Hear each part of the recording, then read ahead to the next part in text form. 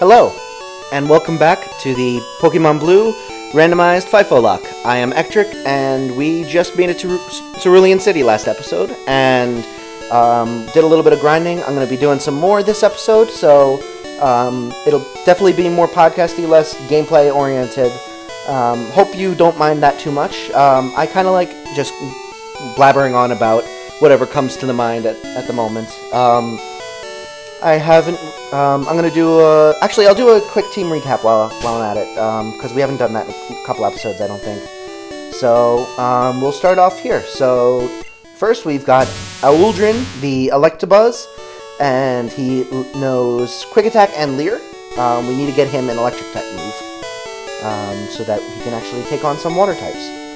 Next up we've got Sadston, the Weepinbell, that knows Vine Whip, Growth, and Wrap. If we can get the Weepinbell over-leveled, then Wrap strats might be the way to go to be able to take down any tough opponents. Because the way this game mechanic works is it basically doesn't allow the opponent to attack while it's in Wrap. And if you outspeed it, then it just keeps getting stuck in Wrap over and over again. And it can't attack you, so you can basically guaranteed just whittle it down to 0, continuously wrapping it. The only worry would be if Wrap misses, but I think it's got fairly high accuracy, and I could also use like X accuracies and stuff like that if necessary, for really large battles like in the Elite Four and stuff like that. So that might be a good strat to have if Weepinbell is able to survive that long. The goal is to keep all of this team alive, obviously, but you never know. As the first 3 episodes have shown, I am very good at losing Pokemon. So, our next is a return from the dead, Shenron's older brother, Purunga, the Primeape. Knows Scratch, Leer, Karate Chop, and Fury Swipes. All of those are normal moves, and I need to get a fighting type move on this guy, because type advantages would be wonderful if I could be able to take down normal types easily with him. But anyway, next is Harry, the Nidorino. Hopefully I'll be able to find a Moonstone to be able to evolve him into our King Harry rather than Prince Harry, but for now he is just a Nidorino, and he knows Leer, Tackle, Horn Attack, and Poison Sting. Next up we have Bambi, the Cubone. Knowing Bone Club, Growl, and Skull Dash, which I need to remember is a 2-turn move. And then finally, last but certainly not least, our Lord and Savior, the Mewtwo God, knows Confusion, Disable, Swift, and Psychic. So that is our team. I am hoping to get all of my team up to par with the Mewtwo. So I want to get everyone to around level 18. So that's probably going to be most, if not all, of this episode spent grinding, but hopefully we can use the speed up a little bit to speed this up a little bit, but come on, there we go. Yeah, I should definitely use speed up more, especially in these grinding situations. How do I keep missing? There we go.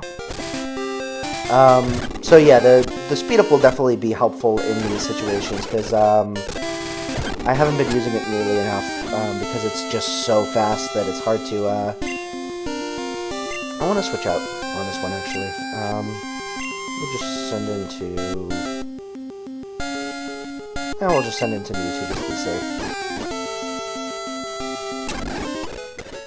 So yeah, I want to use the speed up more just to be able to, make this grinding go faster. I'm going to switch out in front Sadston.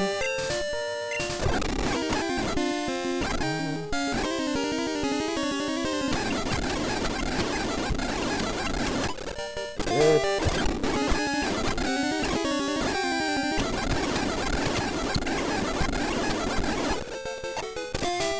Alright, so we're making progress with this grinding, and while that goes on, we could talk a little bit about some different topics that have been going on in my life. So, recently I have been trying to catch up on stuff that I missed while I was, I've been like spending more time obviously recording, so I haven't had as much time to like listen to stuff, and I haven't had as much time to be able to just catch up on like YouTube stuff that I wanted to watch. But also, I'm still trying to catch up from like Christmas time, because I spent a couple weeks where I just was like not keeping up with anything that I wanted to keep up with, and I just got a huge backlog. So I've been trying to catch up with that stuff, and specifically the stuff that's kind of fallen by the wayside is like the music I listen to. I have a couple of YouTube channels that I follow that are music related. I watch a bunch of gaming stuff, I watch some political stuff, I watch some religious stuff. I watch an eclectic mix of different topics, but I do also listen to just straight music. And the thing with my music tastes are that I generally like to listen to stuff with brass instruments in it. I'm a huge fan of brass instruments. I play the trombone and also the baritone. So both of those obviously being brass instruments, it's right up my alley to be listening to stuff with brass instruments, specifically with songs that are like familiar but covered on like brass instruments. That was dumb. Why did I put in Peruga? We'll just go into God, just be safe. But yeah, so I really enjoy stuff like Postmodern Jukebox. That's a huge one. I actually looked it up recently, and that was actually the very first channel I subscribed to on YouTube back in 2017. Obviously, I'd been using YouTube for far longer than that, but I didn't start like actually subscribing and watching things on YouTube until 2017, and that was the very first channel I started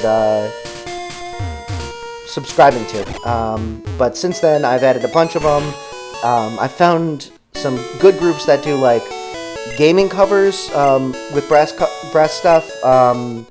There's a couple of channels that I watch where they just do like brass quintets on different instruments and cover different songs. One really good one is 8-Bit Big Band. I highly recommend that one because it's got a bunch of really good gaming music, but done in like a big band jazz band style. And they've just got some incredible covers that I really, really enjoyed. Recently they did Gerudo Valley, and it was incredible. I highly, highly recommend watching their stuff. They're very, very good. Very talented. And along those lines, I also have been listening to some... I randomly got on a kick where I listened to, like, bass players. I generally wish that I had, like, a voice that wasn't right in the middle for singing.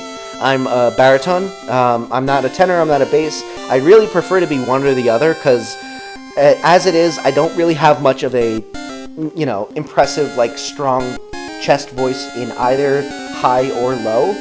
I try with both and generally fail.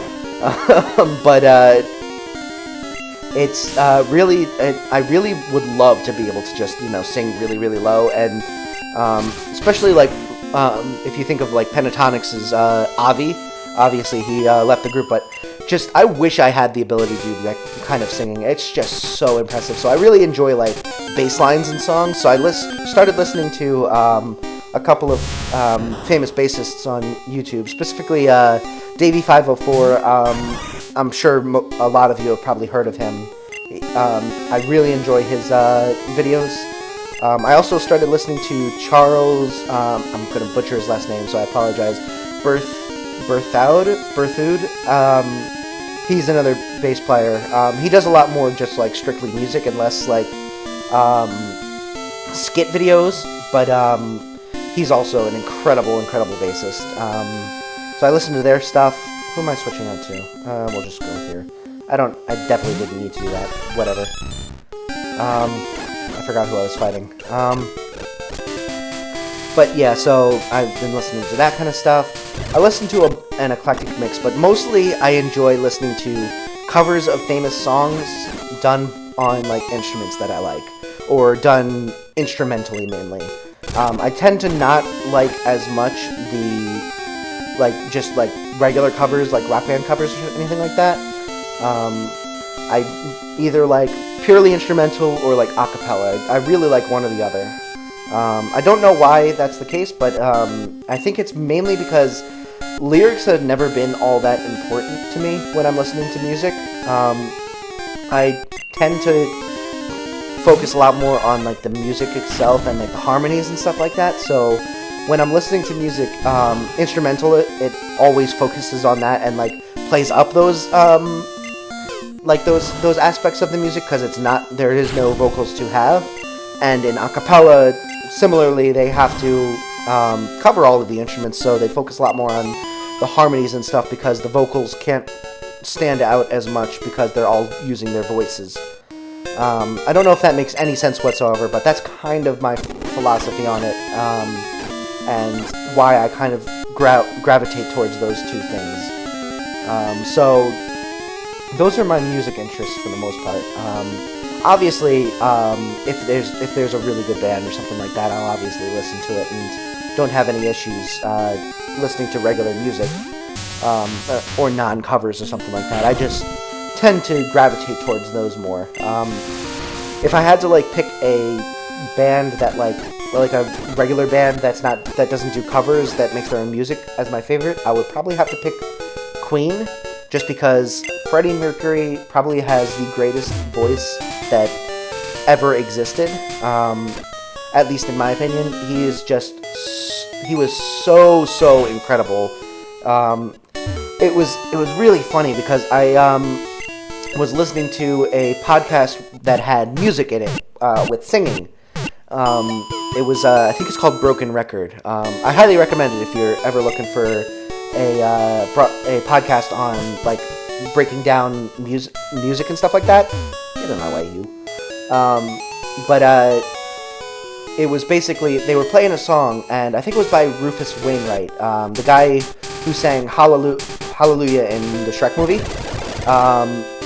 And I was listening to him, and I'm like, wow, he sounds a lot like Freddie Mercury in this. And I realized the reason I was thinking that was because it was at 2 times speed I was listening, and his vibrato was sounding very similar to Freddie Mercury's, which made it all of a sudden dawn on me that Freddie Mercury had vibrato that was literally twice as fast as a normal, like, very, very good singer's. And it was that fast and that impressive that he could do that like, I would mistake someone else's singing for his, when it came to the vibrato, only when it's at 2 times speed. Like, that's how crazy I don't know why I switched into Bambi, but whatever. We'll just go to Mewtwo. Mewtwo is definitely becoming a catch-all whenever I don't know what specifically to do for type effectiveness. You know, just send in God. He'll smite the enemies, no matter what their typing is. He even smote himself when Mew transformed into him. But getting back to Freddie Mercury, it's just like, when that dawned on me, it just highlighted how absolutely incredible his voice is, or was. Unfortunately, obviously, he passed away. Yeah, just the fact that 2 times speed and the vibrato starts to match his speed, and just his ability to, like, really disabled my quick attack. We'll just wait, I guess.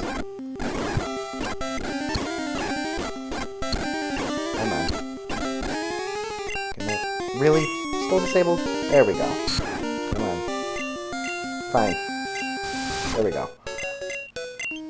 That was a lot of effort just for Venonat. Okay, we're still good. Let's switch Prunga up front to get him some more levels. Sabston's getting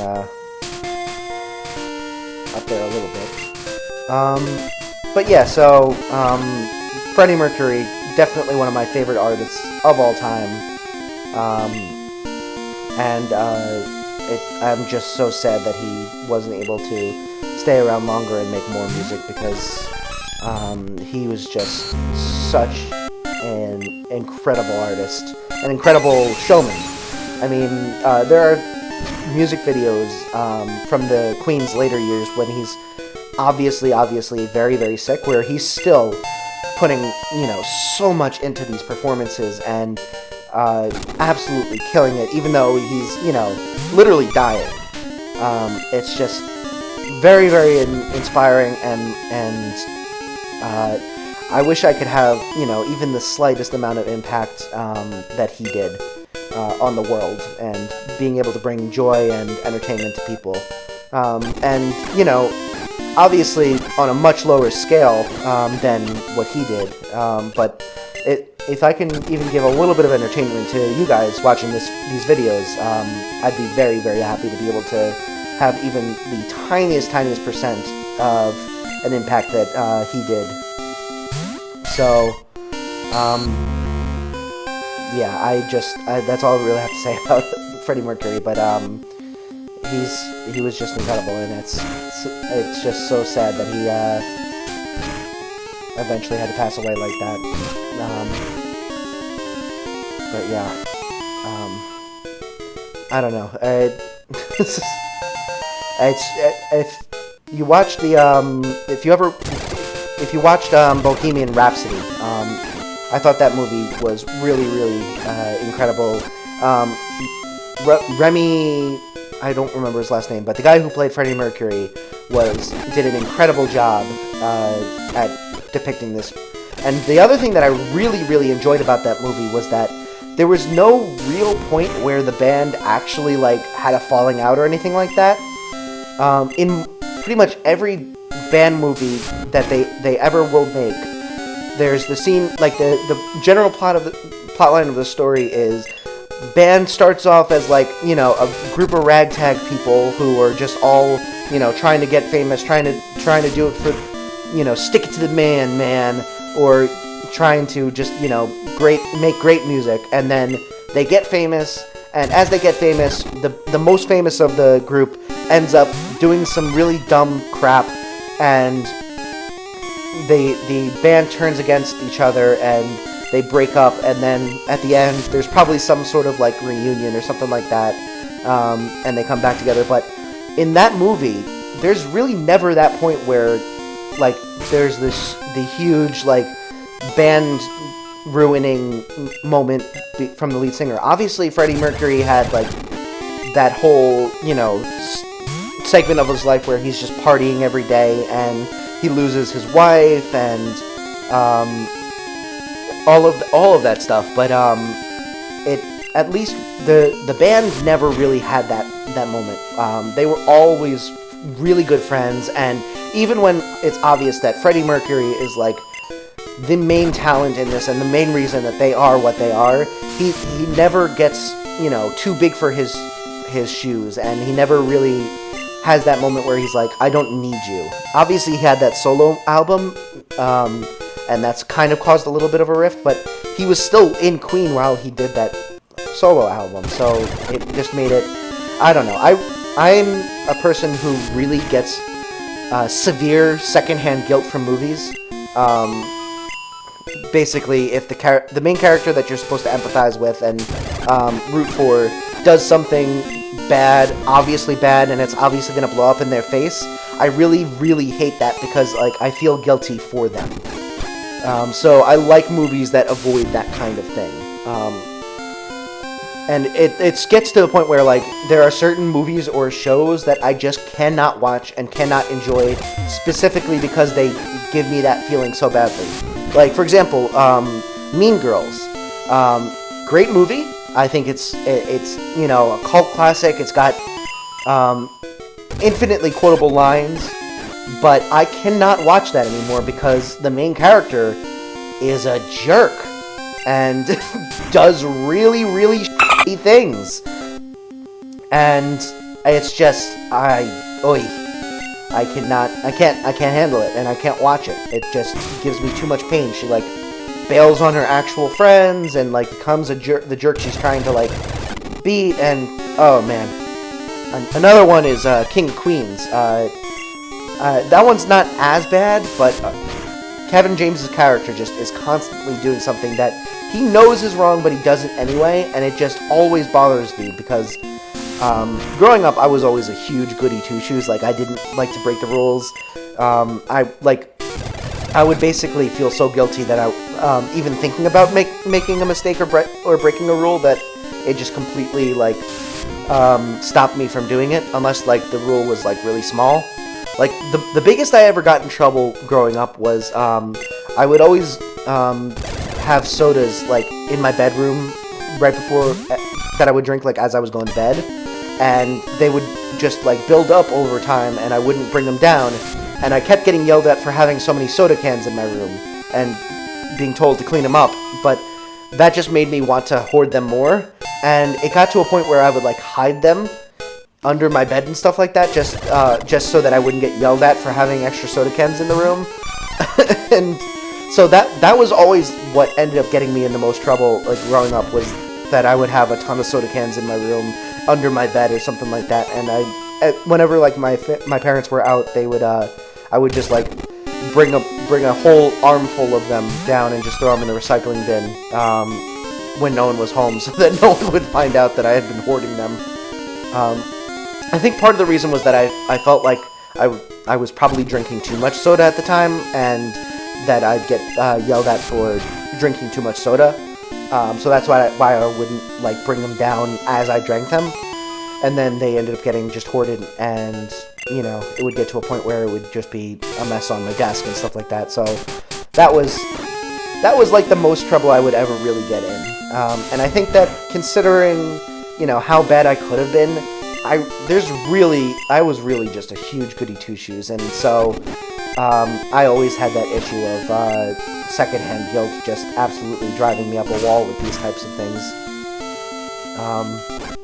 So yeah, I don't like those types of movies, and Bohemian Rhapsody avoided those common pitfalls that those movies tend to fall into, that make me not like them as much. So I was very happy when that was the case, because overall I was enjoying the crap out of that movie. It was like, you know, Queen has just so many freaking amazing songs that it just like the entire soundtrack was just like a best hits and of some of my favorite songs growing up, and I didn't realize how many of their songs I just really, really love until I listened to that movie and was just like, oh, that's a really good song. Oh, that's a really good song. Oh man, that one's so good too.